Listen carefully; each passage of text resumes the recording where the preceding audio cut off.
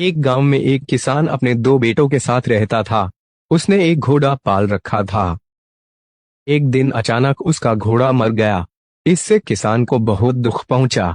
वो दुखी होकर कुएं की तरफ गया और वहां बैठ गया और रोने लगा। तभी अचानक उस कुएं से एक परी निकली और बोली, मैं तुम्हारे घोड़े को जिंदा कर सकती हूँ, पर इसके लिए तुम्हें मुझे 10 बार चोदना होगा।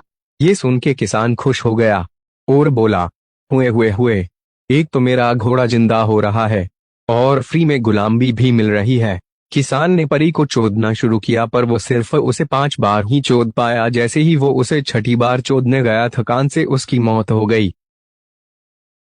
अपने पिता की मौत की खबर सुनकर बड़ा बेटा चीमस बहुत उदास हो गया और वो भी कुएं के पास जाकर बैठ गया और रोने लगा। तभी अचानक कुएं से फिर से परी निकली और चीमस को बोली, मैं तुम्हारे पिता और घोड़े दोनों को जिंदा कर सकती हूँ, पर इसके लिए तुम्हें मुझे 20 बार चोदना होगा।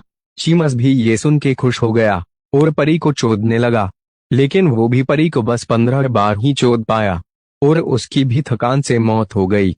ये खबर जब छोटे भाई डोगेश ने सुनी तो उसे भी बहुत दुख हुआ और वो भी कुएं के पास जाकर रोने लगा। तभी अचानक कुएं से फिर से परी निकली और डोगेश से बोली, मैं तुम्हारे पिता, भाई और घोड़े तीनों को जिंदा कर सकती हूँ, पर इसके लिए तुम्हें मुझे 30 बार चोदना होगा।